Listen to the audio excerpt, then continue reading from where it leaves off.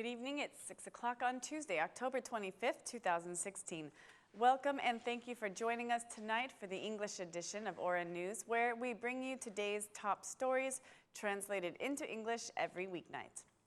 Today, the Constitutional Court did decide to suspend the reevaluation law for judges and prosecutors, also known as the vetting law, which had been in effect since October 8th after being adopted on August 30th, with only 88 votes from the majority, as the Democratic Party, who considered the law to be unconstitutional, refused to participate in the voting. The president had also allowed the vetting law to pass through keeping his silence. The vetting law has been considered the main key to open the door for the new justice system institutions. The implementation of the law would assess Albania's judges and prosecutors' wealth and their past decisions. However, the judges and prosecutors were having difficulty gathering the entirety of documentation to show for their personal engagements throughout their careers. Yesterday, the Union of Judges joined the Democratic Party's complaint against the law. The Democratic Party appealed the vetting law in Constitutional Court on October 5th with the argument that the law conflicts with the new Constitution. The Democrats claim that the law allows the intervention of a third institution dependent on politicians in the reevaluation process. Also, the experts claim that the new reevaluation bodies are placed under governmental control because their telecommunications and revenue are periodically checked by government agencies. On the other side of this, the EU and US missions in Albania, Euralius and Opdat, have greatly invested in this law. Regarding this law, the U.S. ambassador has declared the Democratic Party risks being turned into a party the Albanian people believe does not want the reform and that it is defending corrupt judges and prosecutors. The president does not like some of the vetting law articles either, but that neither he nor his legal experts could find anything unconstitutional. It is learned that the Constitutional Court members had delicate debates and did finally arrive at the point of declaring the vetting law as unconstitutional. The Constitutional Court has decided to ask the Venice Commission for their opinion on the vetting law and also decided to accept the Union of Judges as a party in the process. The suspension of the law seems to have calmed down the 150 prosecutors who Aura has learned had prepared their appeal of the law, but had withdrawn it at the very last moment. Now the judicial reform cannot be implemented before the upcoming parliamentary elections. After receiving the Socialist Movement for Integration's guarantee that it will take time to reflect, the Alliance Against Waste Import continued its meetings with political members to discuss the president's decree against waste import. Members of the alliance held meetings with the Democratic Party chairman and the vice chairman of the Socialist Party parliamentary group and the initiator of the waste law, Edward Schalse. The Democratic Party chairman proposed a moratorium on waste import until the citizens vote on the law in a referendum. The DP chairman declared that the Prime Minister has unfaithfully passed a law that paves the way for an international mafia to import hazardous waste into Albania. The government has violated its commitment to stop waste import. Rama's government does not allow holding a referendum. Rama does not implement the decision he has signed.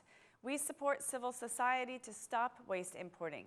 The president's decree on waste should be adopted, the DP chairman said.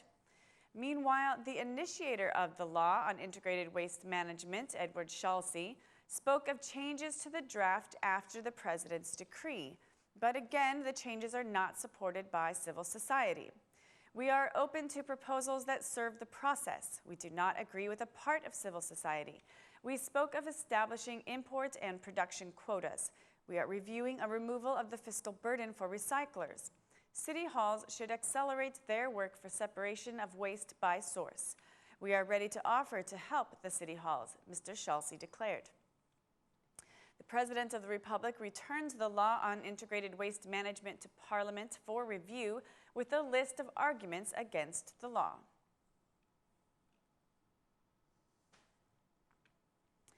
Students have a little more time to register in a university. They have until October 27th. There are 9,500 vacancies left in public and private universities across Albania. The director of the academic network, who created the application system for the universities, declared that the enrollment process is good but has room for improvement next year. He says that private universities have their own methodology for selecting winners, respecting the cutoff for average grades. Universities are not allowed to accept students with an average grade lower than 6. The system for university registration has been blocked 3 times due to the high number of applications, and according to the director of academic network, the system has seen 12 million hits in 12 days.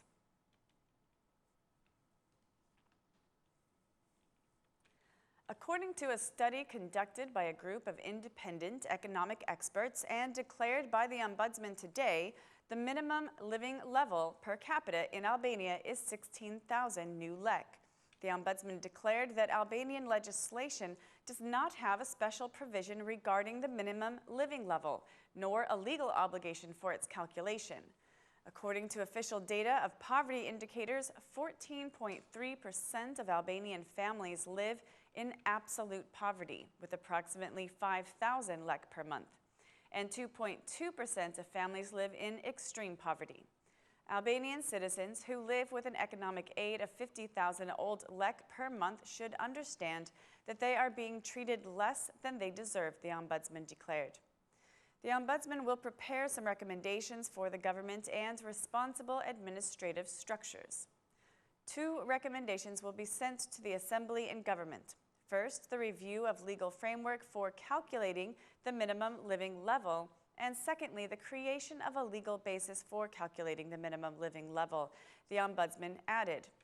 The minimum living level is the amount of money calculated based on basic products needed to ensure health, plus a number of non-food products and of minimal necessary services to meet basic social and cultural needs.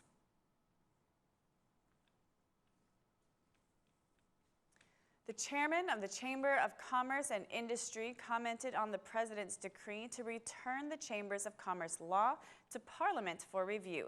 The chamber of the COCI considers the law's return to be without merit. According to him, membership in a Chamber of Commerce is important and that business owners should be obligated to do so. He added that the law is completely in compliance with the Constitution and is being implemented in many European countries. Meanwhile, the chairman of the American Chamber of Commerce, who has rejected the mandatory membership in a Chamber of Commerce, says that with the return of the law, there is now time to regulate the law. The President of the Republic returned the law to Parliament for review, arguing that it has a hidden tax for businesses. Prime Minister Rama held a meeting today with some farmers from the Kukes area where he admitted that Kukes had been abandoned. The Prime Minister blamed the former government for having left roads unfinished. Mr. Rama listened to the farmers' concerns, which were mainly related to road infrastructure.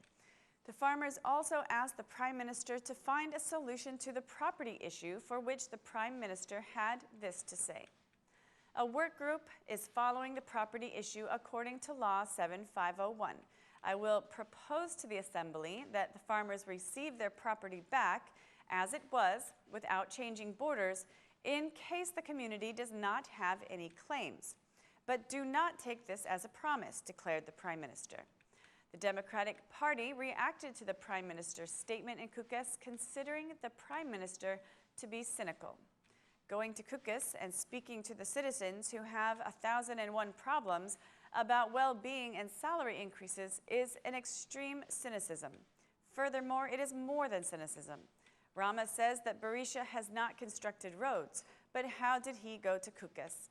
Citizens of Kukes live by their hard work and not by working in hashish plantations, declared the DP MP Noka. The Prime Minister also spoke of the Guarantee Fund and the opportunity the farmers have to apply for a loan for their projects, and emphasized salary and pension increases starting from March of 2017. That's all for our English edition this evening. Please join us again Monday through Saturday at 6 p.m. for your local news in English.